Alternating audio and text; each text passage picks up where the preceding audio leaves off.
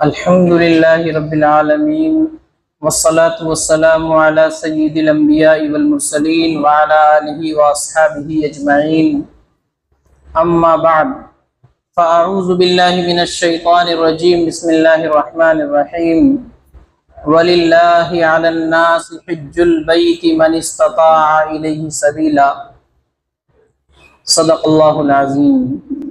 Islamic calendar کے اعتبار سے 11واں مہینہ یعنی ذی قعدہ کا مہینہ چل رہا ہے۔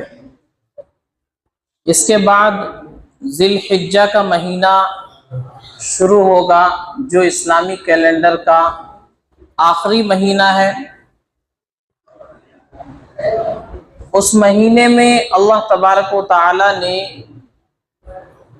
2 عمل ایسے رکھے ہیں جو صرف اسی مہینے میں ادا ہو سکتے ہیں، اس کے علاوہ کسی دوسرے مہینے میں وہ ادا نہیں ہو سکتے۔ سب سے پہلا حج کا فریضہ۔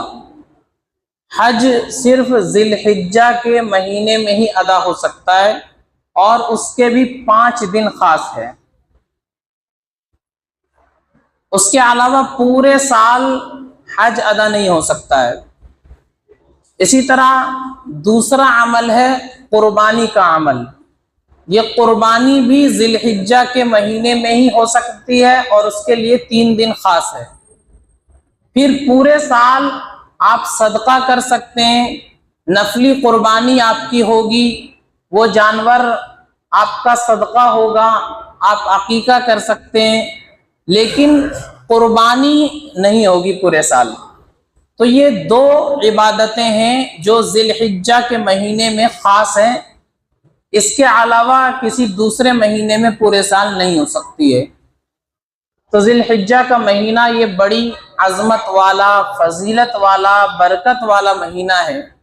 قرآن کریم میں اللہ تعالیٰ نے سورۃ الفجر میں اس مہینے کی شروع کی جو 10 راتیں ہیں ان کی قسم کھائی ہے۔ فرمایا والفجر ولیال عشر۔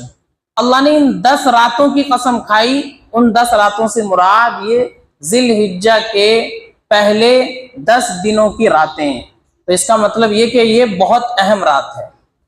پھر نبی علیہ الصلوۃ والسلام نے فرمایا کہ ذی الحجہ کے پہلے 10 دنوں میں جو عبادت کی جاتی ہے اور جو نیک عمل کیا جاتا ہے وہ پورے سال آدمی عبادت کرے ان دنوں میں عبادت سے زیادہ بہتر ہوتی ہے، ان 10 دنوں کی عبادت۔ تو صحابہ نے سوال کیا یا رسول اللہ کے راستے میں جہاد کرنا بھی ان دنوں میں جو عبادت ہوتی ہے اس سے کم ہے، یعنی ان دنوں کی عبادت زیادہ بہتر ہے؟ تو نبی علیہ الصلوۃ والسلام نے فرمایا ہاں، اللہ کے راستے میں جہاد کرنا یہ بھی کم ہے ان دنوں کی عبادت کے مقابلے میں، لیکن کوئی آدمی اللہ کے راستے میں اپنی جان قربان کرے، اپنا مال قربان کرے، شہید ہو جائے تو اس کا مقام و مرتبہ بڑا ہے۔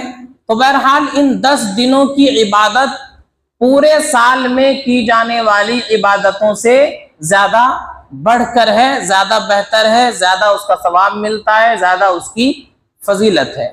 اسی طرح اللہ کے نبی علیہ الصلوۃ والسلام نے ان دنوں میں روزہ رکھنے کی بھی فضیلت بیان فرمائی۔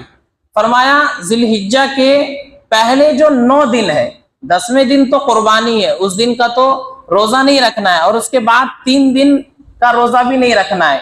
شروع کے جو 9 دن ہے بقرعید سے پہلے، اس مہینے کے جو 9 دن ہیں ان 9 دنوں میں روزہ رکھنے کی فضیلت ہے۔ دن میں روزہ رکھنے کا ثواب شروع کے 9 دنوں میں 1 سال کے روزے کے ثواب کے برابر ہے، یعنی 1 دن کا روزہ رکھے گا اللہ تعالیٰ 1 سال کی عبادت کا ثواب دیں گے۔ اسی طرح ان 9 دنوں میں رات میں عبادت کرے گا تو ان راتوں میں عبادت کرنا شب قدر کی عبادت کی طرح ہے۔ جس طرح آدمی شب قدر میں عبادت کرتا ہے اس کی فضیلت ہے، اسی طرح بقرعید سے پہلے کے جو 9 دن ہیں اس مہینے کے، اس میں عبادت کرنا شب قدر کے برابر ہے۔ تو دن میں روزہ رکھنے کا ثواب 1 سال کی عبادت، رات میں عبادت کرنے کا ثواب شب قدر کی عبادت کے برابر ہے۔ یہ تو 9 دن کے روزے، اور خاص کر کے جو 9 تاریخ کا روزہ ہے جس کو یوم عرفہ کہا جاتا ہے، اس کی مستقل فضیلت ہے۔ اللہ کے نبی نے فرمایا کہ مجھے امید ہے اللہ تعالیٰ یوم عرفہ کے روزے کو پچھلے 1 سال اور آئندہ 1 سال کے گناہوں کا کفارہ بنا دیں گے۔ یعنی جو 9 تاریخ ہے جس کو یوم عرفہ کہا جاتا ہے، بقرعید سے پہلے والا دن، اس دن میں روزہ رکھنے کی فضیلت یہ ہے کہ 1 سال کے پچھلے اور 1 سال کے آئندہ جو انسان غلطی کرے گا، کوتاہی کرے گا، گناہ کرے گا، اللہ تعالیٰ اس روزے کو ان گناہوں کے کفارے کا ذریعہ بنا دیں گے، اور پچھلے 1 سال اور آئندہ 1 سال کی معافی کا ذریعہ بنا دیں گے۔ تو شروع کے 9 دنوں کے روزے کی فضیلت ہے، 1 دن کا روزہ 1 سال کی عبادت کا ثواب، رات میں عبادت کرنا شب قدر کی عبادت کی طرح، خاص کر کے 9 تاریخ کے روزے کی فضیلت ہے کہ 1 سال پچھلے اور 1 سال آئندہ کے گناہوں کو اللہ تعالیٰ مٹا دیں گے اس روزے کے بدلے میں۔ تو یہ بھی عبادت ہے اس مہینے کی، اور اللہ کے نبی علیہ الصلوۃ والسلام نے ان 10 دنوں میں مختلف قسم کی عبادت کرنے کی ترغیب دی ہے، شوق دلایا ہے انسان کو، تاکہ ان 10 دنوں کی جو فضیلت ہے، برکت ہے، انسان اس کو زیادہ سے زیادہ حاصل کر سکے۔ تو ان دنوں میں کرنے کا کام ایک تو روزہ رکھنا، اس کی فضیلت ہے۔ تو بقرعید سے پہلے جو 9 دن ہیں آپ پورے 9 دن روزہ رکھیں۔ یہ روزہ رکھنا ایک مستحب عمل ہے، کوئی فرض واجب نہیں ہے، کوئی آدمی نہیں رکھتا تو اس کو گناہ نہیں ہوگا، لیکن رکھے گا تو بہت زیادہ ثواب ہے۔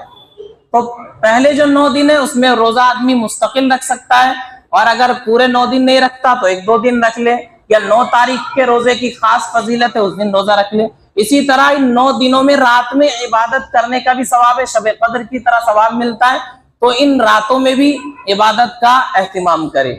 اسی طرح روزے کے علاوہ ان دنوں میں کثرت کے ساتھ ذکر کرنا چاہیے، یعنی زبان سے اللہ کی بڑائی بیان کرنی ہے، اللہ اکبر، لا الہ الا اللہ، واللہ اکبر وللہ الحمد، یہ اللہ تعالیٰ کی بڑائی بیان کی جا رہی ہے۔ تو ان 9 دنوں میں کثرت کے ساتھ اللہ تعالیٰ کا ذکر کرنا ہے، سبحان اللہ، الحمدللہ، لا الہ الا اللہ، اللہ اکبر، یہ سب اللہ تعالیٰ کا ذکر ہے۔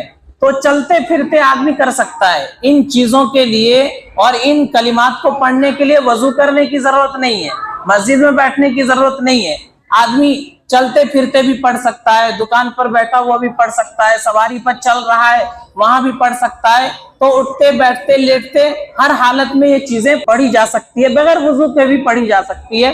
تو کثرت کے ساتھ ان دنوں میں ذکر کرنا ہے، اللہ کی بڑائی بیان کرنی ہے، اللہ کی تسبیح بیان کرنی ہے، اور کلمہ پڑھنا ہے۔ تو کثرت کے ساتھ یہ کام کرنا ہے ان دنوں میں۔ اس کے علاوہ نبی علیہ الصلوۃ والسلام نے ایک عمل کی اور ترغیب دی ہے ان دنوں میں، روایت میں ہے کہ فرمایا نبی علیہ الصلوۃ والسلام نے کہ جب ذی الحجہ کا چاند نظر آ جائے تو جس آدمی کا قربانی کا ارادہ ہو، اس کو قربانی کرنی ہے، اس کے اوپر قربانی واجب ہے، تو وہ آدمی ان دنوں میں یعنی قربانی سے پہلے اپنے بال اور ناخن نہ کاٹے۔ یہ بھی ایک عمل ہے، اور نبی علیہ الصلوۃ والسلام نے اس کے بارے میں بیان فرمایا، اور آپ علیہ الصلوۃ والسلام کی ایک چاہت تھی کہ لوگ ایسا کریں۔ اس کی حکمت لکھی علماء نے، اس کی حکمت یہ ہے کہ یہ حج کا موسم چل رہا ہے، اور بہت سارے خوش قسمت انسان ساری دنیا سے حج کرنے کے لیے جا رہے ہیں، وہ وہاں پر حج کر رہے ہیں، کعبہ کے ارد گرد پروانوں کی طرح گھوم رہے ہیں، چکر لگا رہے ہیں، اور لبیک اللہم لبیک کی صدائیں لگا رہے ہیں۔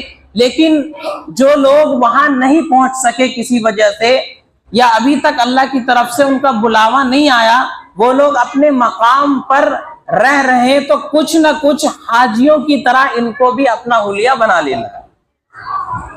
وہ اپنے بال نہ کاٹے ان دنوں میں، اپنے ناخن نہ کاٹے ان دنوں میں۔ چاند نظر آنے کے بعد جس آدمی کا قربانی کرنے کا ارادہ ہو، جس کو قربانی نہیں کرنی وہ بھی چاہے تو یہ عمل کر سکتا ہے۔ تو اس کا فائدہ یہ ہوگا کہ جو بندے حج کرنے کے لیے گئے ہوئے ہیں اللہ تعالیٰ کی رحمت ان کے اوپر اترے گی، تو کچھ نہ کچھ حصہ ان لوگوں کو بھی مل جائے گا جنہوں نے حاجیوں کی مشابہت اختیار کی ہے اور حاجیوں کی طرح اپنا حلیہ بنایا ہے۔ جس طرح وہ لوگ ان دنوں میں جب تک وہ احرام میں رہیں گے بال نہیں کاٹیں گے، ناخن نہیں کاٹیں گے، تو کچھ نہ کچھ ہم بھی ان کے جیسا اپنے آپ کو بنا لے تاکہ ان پر جو اللہ کی رحمت آئے ہمیں بھی کچھ نہ کچھ حصہ اس کا مل جائے۔ تو نبی علیہ الصلوۃ والسلام نے یہ چاہت ظاہر کی ہے، یہ کوئی حکم نہیں ہے کہ اس کو کرنا ہی ہے ہر حال میں، بلکہ نبی کی چاہت ہے۔ اور ایک انسان، ایک مسلمان کے لیے، ایک ایمان والے کے لیے اور محمد الرسول اللہ کے ایک امتی کے لیے اس سے بڑھ کر کیا چیز ہو سکتی ہے کہ وہ اپنے نبی کی چاہت کو پورا کرے۔ تو نبی علیہ الصلوۃ والسلام کی یہ چاہت ہے، یہ عمل بھی ہمیں ان دنوں میں کرنا چاہیے۔ جو آدمی قربانی کرنے کا ارادہ رکھتے ہیں چاند نظر آنے سے پہلے وہ اپنے ناخن بال وغیرہ صاف کر لیں تاکہ چاند جب نظر آ جائے تو قربانی کرنے تک پھر ان کو بال اور ناخن کاٹنے کی ضرورت پیش نہ آئے۔ تو جو قربانی کرنا چاہتے ہیں وہ بھی ایسا کریں، جو نہیں کر رہے ہیں وہ بھی ایسا کر سکتے ہیں۔ اللہ تعالیٰ کی رحمت بہانے ڈھونڈتی رہتی ہے کہ انسان کوئی کام کرے، چھوٹا سے چھوٹا عمل لائے اور اللہ تعالیٰ اس کو معاف کر دے، اللہ تعالیٰ اس کو اپنی رحمت سے نواز دے۔ تو اللہ کے یہاں بھاری بھرکم عمل کی ضرورت نہیں ہے، اللہ کے یہاں چھوٹا سا بھی عمل اگر قبول ہو جائے تو وہ بہت بڑی بات ہے۔ تو یہ بھی ایک ترغیب دی گئی ہے، تو ہمیں چاہیے کہ اس عمل کا بھی اہتمام کرے۔ چاند نظر آنے سے پہلے اپنے جو جسم کے بال ہیں زائد وہ بنوا لے، ناخن کاٹ لے، صاف ستھرے ہو جائیں تاکہ چاند نظر آنے کے بعد قربانی تک ہم یہ کام نہ کریں اور اللہ کی رحمت کے مستحق بن جائیں۔ لیکن چاند نظر آ گیا اور کسی کے بال بڑے بڑے ہیں، ایک دم لگ رہا ہے کہ ابھی کہیں گفا سے نکل کر کے آیا ہے، اور ناخن بڑے بڑے میل کچیل بھرے ہوئے، تو وہ اپنے بال صاف کرے، ناخن صاف کرے، کیونکہ ناخن کی صفائی، بال کی صفائی یہ بھی ضروری چیز ہے۔ اگر آپ کو نہیں کاٹنے تو چاند نظر آنے سے پہلے صفائی کر لے تاکہ یہ جو 10 دن ہے ان دنوں میں ہم اللہ کی رحمت کے مستحق بن جائے۔ تو ایک عمل کرنے کا یہ ہے۔ اسی طرح میں نے بتایا کہ کثرت کے ساتھ اللہ کا ذکر کرنا ہے۔ تو ذکر کرنا ایک تو عام ہے، پورے 10 دن ذکر کرے، اللہ اللہ کہے، لا الہ الا اللہ، سبحان اللہ، الحمدللہ۔ اور پھر 9 تاریخ کی فجر سے اس کا حکم ہے، 9 تاریخ کی فجر سے لے کر کے 13 تاریخ کی عصر کی نماز تک تکبیر تشریق پڑھی جاتی ہے۔ اللہ اکبر، لا الہ الا اللہ، واللہ اکبر وللہ الحمد۔ یہ تکبیر 9 تاریخ کی فجر کی نماز سے لے کر کے 13 تاریخ کی عصر کی نماز تک پڑھنا واجب ہے، مردوں پر بھی اور عورتوں پر بھی۔ مردوں کے لیے زور سے پڑھنا ہے اور عورتوں کو آہستہ آواز میں پڑھنا ہے۔ ہر فرض نماز کے بعد یہ پڑھنا واجب ہے۔ 9 تاریخ کی فجر سے لے کر کے 13 ذی الحجہ کی عصر تک یہ کل 23 نماز ہوتی ہے۔ ان 23 نمازوں کے بعد فوراً یہ تکبیر پڑھنی ضروری ہے، مردوں کے لیے بھی عورتوں کے لیے بھی۔ مرد زور سے پڑھیں گے، عورتیں آہستہ پڑھیں گی۔ تو مرد لوگ تو مسجد میں نماز جو پڑھتے ہیں جماعت کے ساتھ وہ تو پڑھ لیتے ہیں، کیونکہ کوئی ایک بھول جاتا ہے تو دوسرا پڑھتا ہے، یاد آ جاتا ہے پڑھ لیتے ہیں۔ لیکن عورتیں اس کے اندر کوتاہی کرتی ہے، یا تو ان کو معلوم ہی نہیں کہ تکبیر بھی پڑھنی ہے، اور ہم لوگ تو یہاں مسجد میں بیٹھ کر کے بس سن لیتے ہیں اور مسجد کے گیٹ تک جاتے جاتے وہ سب کچھ ختم ہو جاتا ہے۔ جو کچھ امام صاحب نے بیان کیا وہ سارا ڈاٹا ہمارے دماغ سے نکل جاتا ہے مسجد کے گیٹ سے باہر جاتے ہی۔ یہاں جو باتیں بیان کی جاتی ہے اس کو اپنے گھر کی عورتوں تک پہنچانا یہاں جتنے لوگ بیٹھے ان سب کی ذمہ داری ہے۔ تو یہاں جو باتیں بیان کی جاتی ہیں ان کو وہاں تک پہنچانا ہے، گھر کی عورتوں تک بھی پہنچانا ہے تاکہ وہ بھی جان سکے ہمیں کیا عمل کرنا ہے۔ تو 9 تاریخ کی فجر سے لے کر کے 13 ذی الحجہ کی عصر تک تکبیر پڑھنا مردوں کے لیے جیسے ضروری ہے عورتوں کے لیے بھی ضروری ہے ہر فرض نماز کے بعد۔ تو ان کو بھی جا کر کے بتائیں، عورتیں بھول جاتی ہیں کیونکہ اکیلی نماز پڑھتی ہے گھر میں اور ان کو ہو سکتا ہے معلوم بھی نہ ہو، تو ان کو بتائے جا کر کے کہ بقرعید سے ایک دن پہلے جو 9 تاریخ ہوگی اس کی فجر سے لے کر کے 13 ذی الحجہ کی عصر تک ان کو بھی تکبیر پڑھنی ہے۔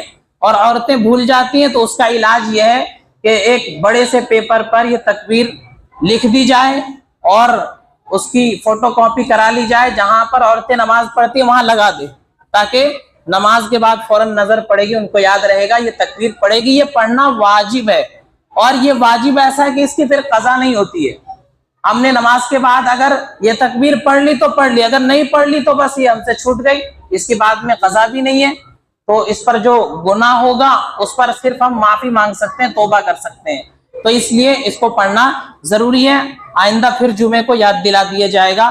تو یہ کام اس مہینے میں کرنے کے ہیں۔